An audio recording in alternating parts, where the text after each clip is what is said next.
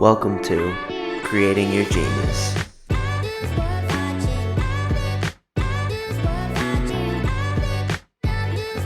Artlist.io.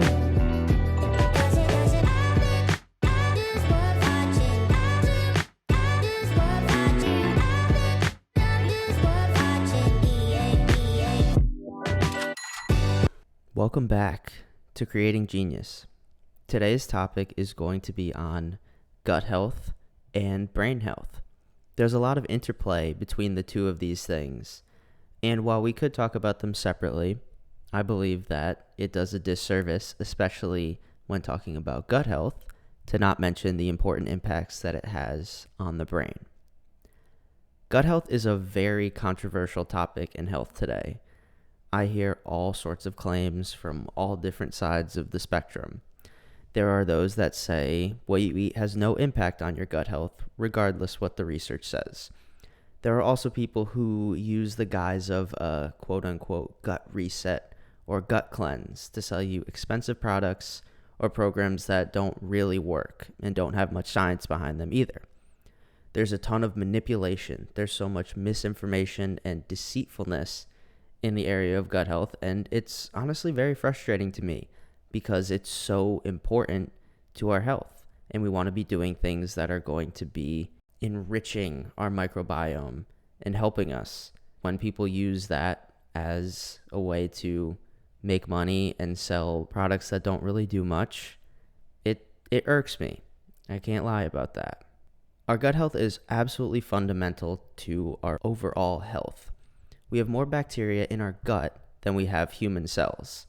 And this entire universe, it exists within us and all around us. Even though we don't really have a conscious awareness of what's going on, we need these bacteria to digest food, communicate with our immune system, and even synthesize vitamins like vitamin K.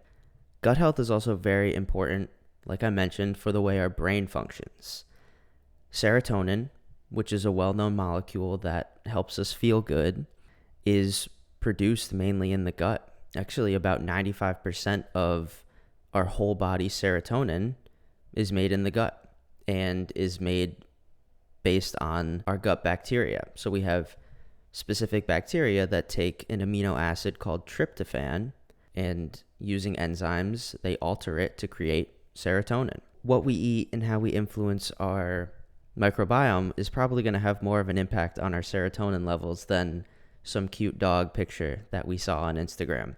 And don't get me wrong, I love a good, cute dog picture, but at the same time, we have to be honest here. And if you eat, a packet of Skittles and feel terrible, that dog picture is probably not going to do quite as much for you as, eating some vegetables and then looking at that dog picture. So what you eat and the health of your gut bacteria absolutely has an impact on how your mind is going to work. There's an interesting paper called The Gut-Brain Axis, the influence of the microbiota on mood and mental health. And this paper talks about how many psychological disorders have links to GI disruption, and how many GI diseases often have a psychological component to them, often in the form of anxiety and or depression. Our microbes have been implicated in other neurotransmitters beyond just serotonin. According to a different paper called Antibiotics and Mental Health, the Good, the Bad, and the Ugly, it has been shown that lactobacillus species can affect the GABA receptors in our brain. Other neurotransmitters that have been proven to be produced by the microbes in our gut are GABA, norepinephrine, dopamine, glutamate, and histamine. GABA and glutamate are two sides of the same coin, with glutamate being excitatory and increasing brain activity, and GABA decreasing it. I talk a little bit more about these two neurotransmitters in episode 7, so if you want a little bit of a deeper dive, I recommend checking that out. Dopamine is important for a sense of reward and drive. It helps us feel purpose in life. Norepinephrine increases our alertness, arousal, and attention.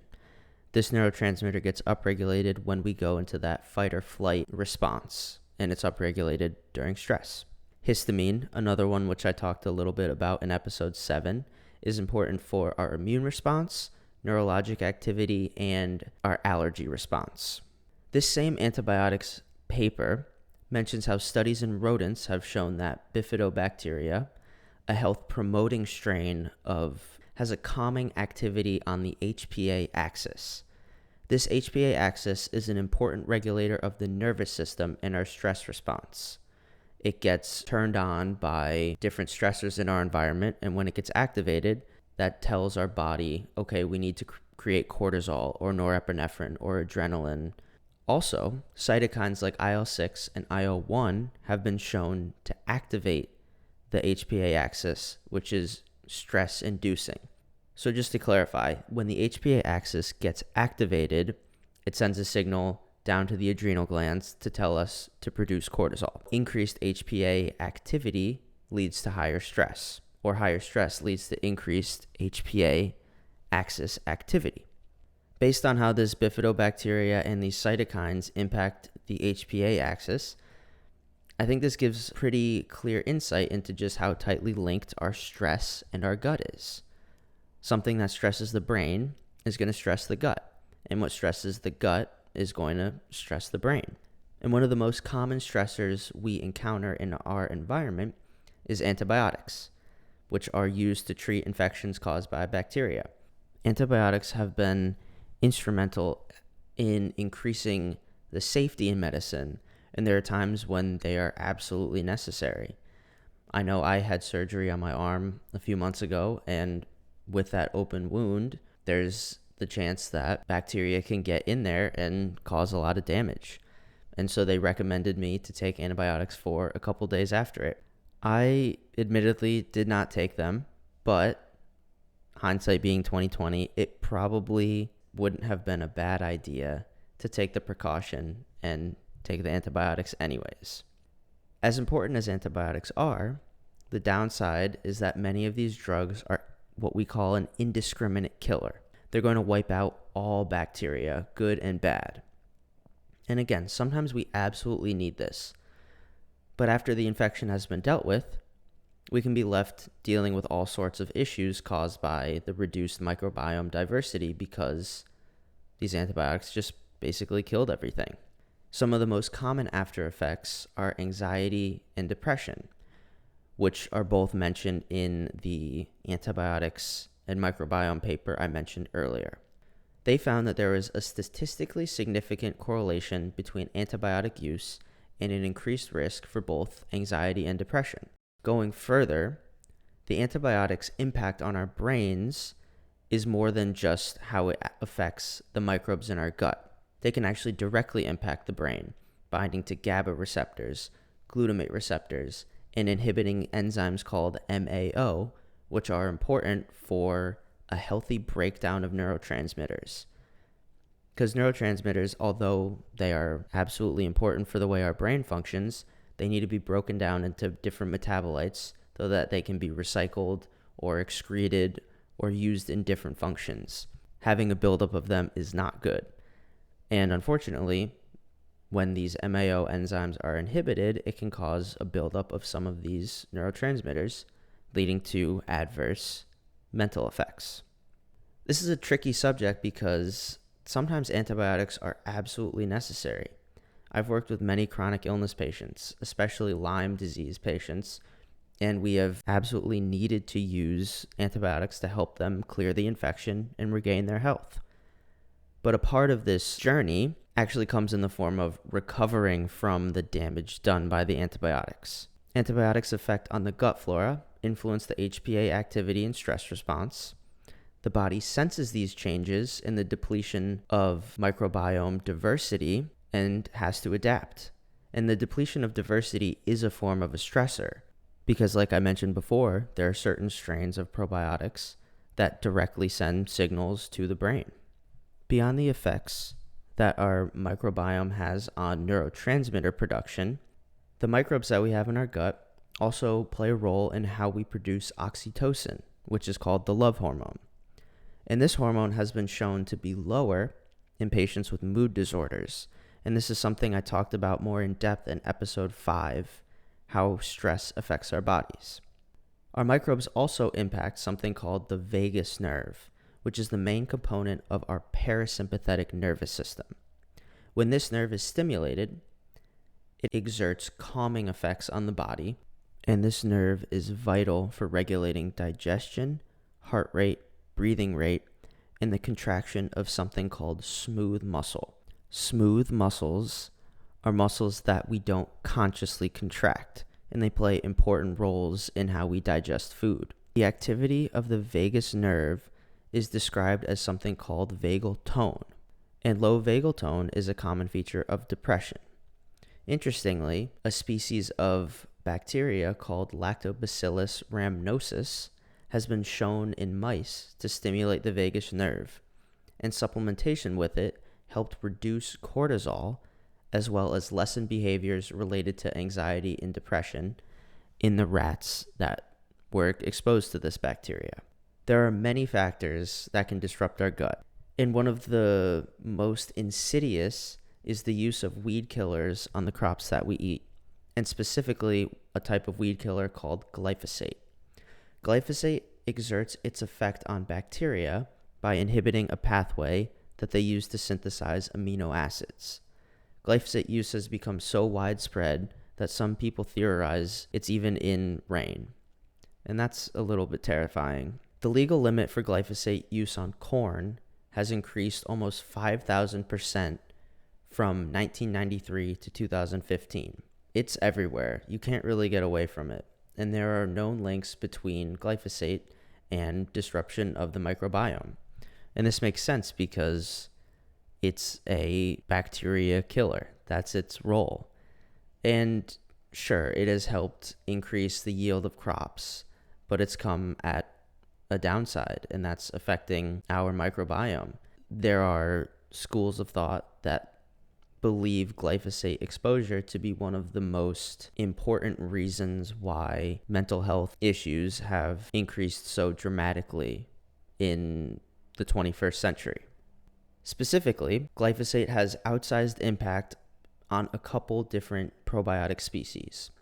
One is Lactobacillus, which plays an important role in the breakdown of tryptophan, which is the precursor of serotonin, and another species, which honestly I can't even pronounce the name, starts with an R, and low levels of these bacteria have been correlated with anxiety, Parkinson's, and schizophrenia. And the thought is that when these bacteria are lower, it can disrupt the balance between glutamate and GABA in the brain. Beyond environmental factors, there's a specific gene that can play a role in the health and diversity of our gut microbiome. This gene is called FUT2. This is a fascinating gene that has a role in how we balance our microbiome. This FUT2 gene determines what we call secretor status.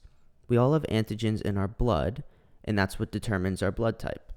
So blood types A, B, AB, and O are all determined by these antigens.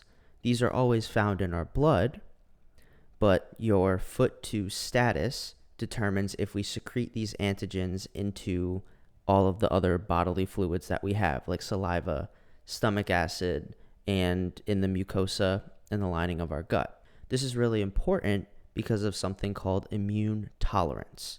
Tolerance refers to when our immune system correctly distinguishes between what is us and what is foreign.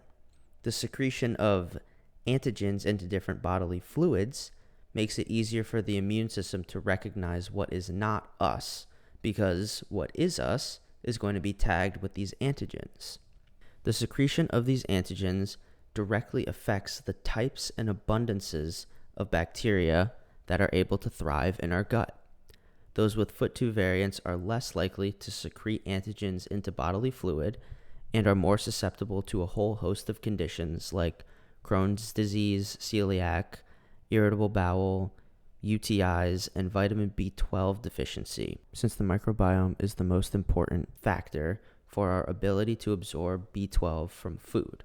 All of these issues sound pretty scary, but there are definitely things we can do to help support our microbiome. It always starts with diet. That's going to be the most important thing. What we eat is going to have an outsized impact on our gut.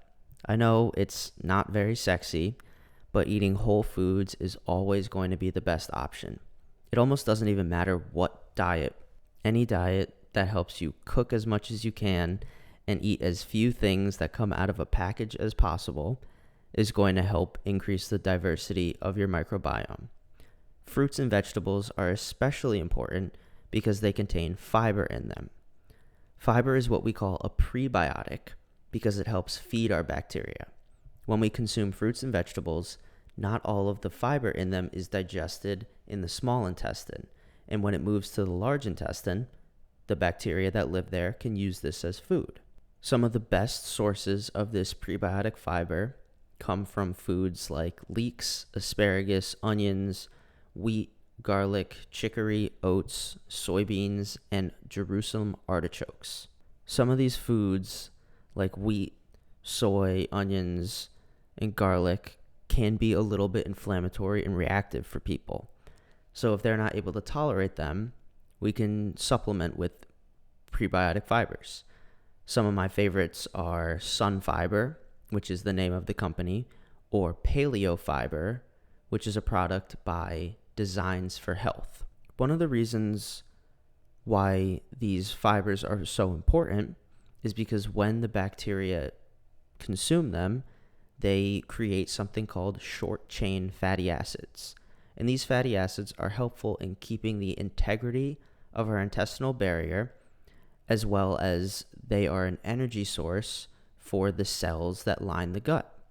We absolutely need them. There's no substitute for these short-chain fatty acids. And if you eat enough fiber, you're likely going to be getting them. But there is one dietary source of these fatty acids that outweighs any other, and that's going to be butter. Butter has the highest concentration of a short-chain fatty acid called butyrate, which is the most abundant of the short-chain fatty acids in our body. There are many reasons not to fear butter, but this is just another one that you can add to the list because butyrate is such an important fatty acid for our body, and it's very healing for the gut. Like I mentioned, if we're supporting our bacteria in the right way and eating enough fiber, we're probably going to be producing enough of this. But as an added bonus, using butter can be a way to supplement. Ideally, it would be 100% grass-fed butter, which is going to have a better fat profile than grain-fed or non-grass-fed butter. But there's another option for those of you who don't tolerate dairy very well, and that's ghee.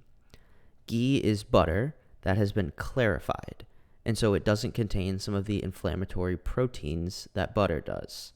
For those of you who have tried bulletproof coffee, you can attest to the fact that putting ghee in your coffee and blending it up is, in my opinion, better than any latte you can get anywhere.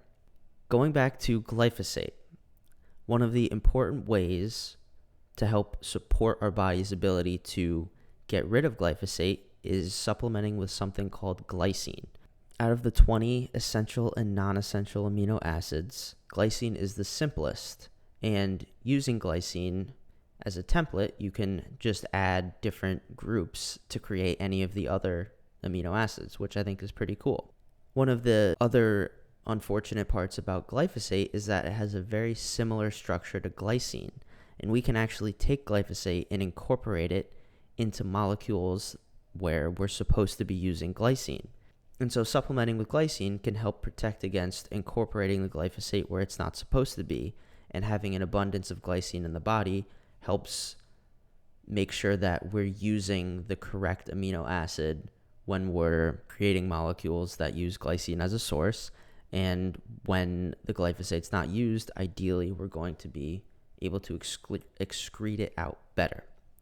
Glycine is an inhibitory neurotransmitter and can be very calming, and I used to use it to support sleep. I would recommend starting with using it at night just in case it makes you feel groggy or tired. And a good dose to start is at 1 gram, and you can work your way up to 3 grams. My favorite glycine product comes from a company called Thorne. It is a fantastic deal because it's 250 servings and it's very reasonably priced. Another way that we can send the correct signals for our gut bacteria to grow in a healthy way is by making sure that we are consistently getting in all of our essential vitamins, especially the fat-soluble ones.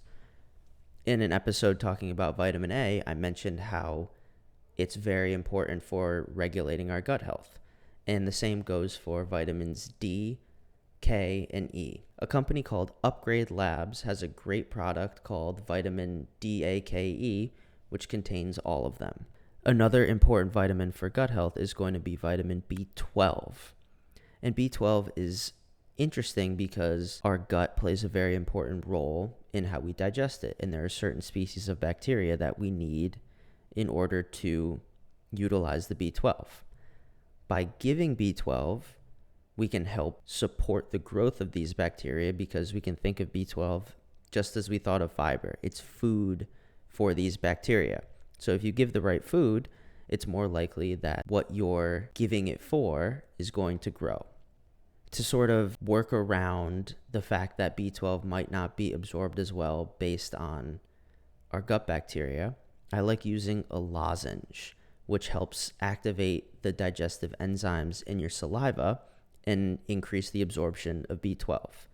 My favorite B12 lozenge supplement is called tricobalamin by Designs for Health.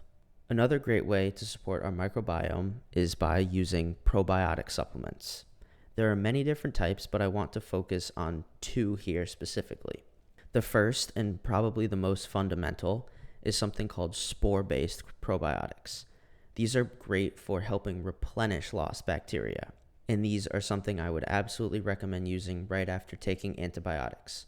Spore-based probiotics are a little bit different from others because they better survive our stomach acid.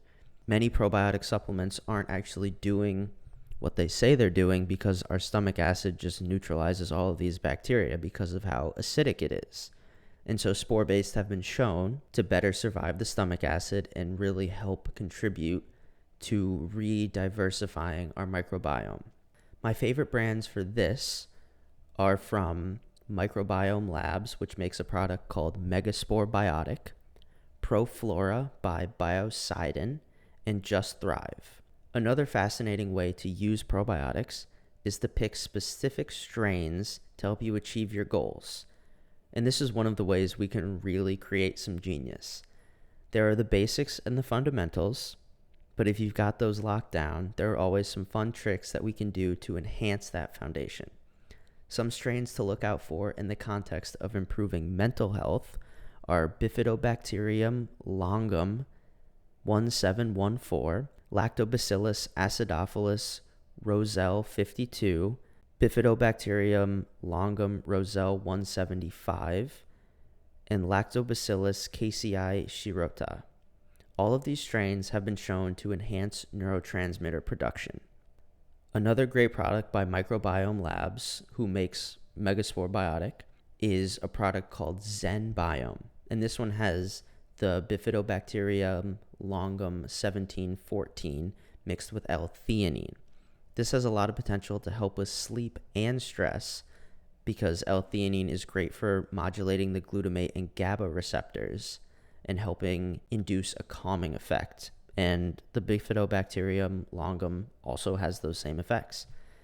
So I think there's a lot of potential here for this product to help with sleep, and I would highly recommend. Another class of compounds that can help our gut are something called polyphenols. Polyphenols are another source of food for our gut bacteria. They eat them and modify. It seems as though polyphenols can actually have significant effects on our metabolism based on how they interact with our microbiome. Polyphenols are found abundantly in a lot of the most colorful foods. So this is just another reason why loading up on those fruits and vegetables is so important. Other great sources of polyphenols are coffee and green tea. One of the beautiful things about polyphenols is they are actually natural antimicrobials against pathogenic bacteria. So one of the things we can do when trying to rebalance the gut is to give higher doses of them for short periods of time. Two polyphenols that I have used in high doses are curcumin and resveratrol.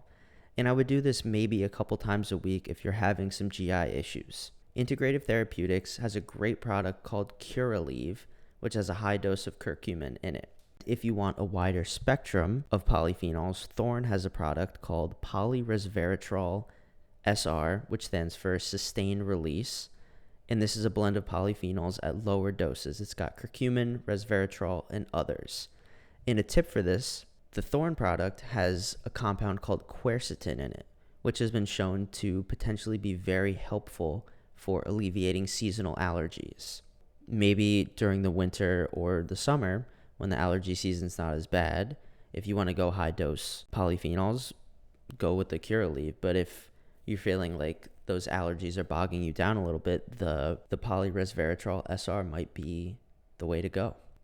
I've given a lot of different ways that we can modulate and impact the health of our gut bacteria, but I don't think I'd feel right about not mentioning meditation as a tool to help both your brain and your gut. A really interesting study was done on Tibetan monks who were master meditators. These monks were studied and they were found to have significant differences in bacteria in their guts compared to the controls. Species of Bacteroides and Prevotella were enriched in the meditators group. Supplementation with Bacteroides specifically was shown to help improve binge eating in rats and regulate the reward system of their brains. This could be one of the reasons why meditation is so helpful for us. We live in a crazy world of technology, foods that are designed to trigger our dopamine response and cause us to overeat them, and all of these things like social media that short circuit that reward system in our brain. It would make sense that part of the reason why we struggle with some of these things is due to a disruption of the bacteria in our gut. Something like meditation, which helps calm the brain in real time and helps re-regulate our gut bacteria, is becoming less of a recommendation and more of a necessity than any time before. From my experience, implementing a consistent meditation practice has had such an outsized impact on my life compared to many of the other health innovations or strategies that I've tried. I talk a little bit more about meditation in episode 5. At the end of the day, there's no substitution for the foundation that we build, and stress management is such an important part of that. I don't think that there's necessarily a right or wrong way to go about doing it, but we have to become more aware of what's going on in both our minds and our bodies. In the world today, there's so much unrest, tension, anger, anxiety, and dysregulation going on.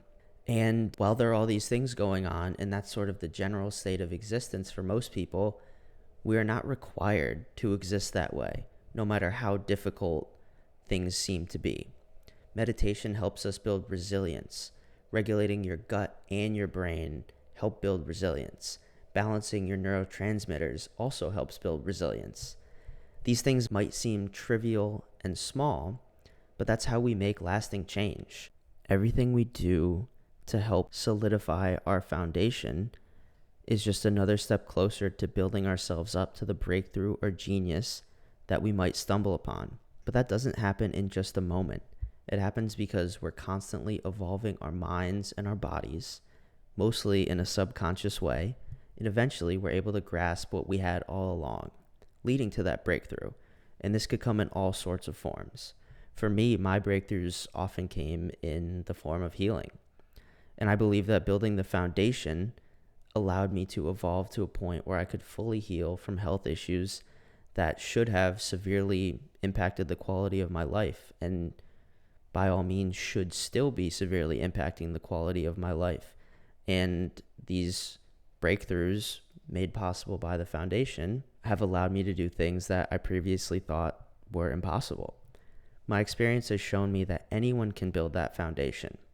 I never really cared about it before, but when my health issues sprung up, I was basically forced into it. And that's one of the things that makes me most grateful about the experiences I had, is because it's allowed me to tap into things again that I never thought were possible. Ideally, my hope is to help people start to build that foundation and get invested in it before their bodies basically force them to do it.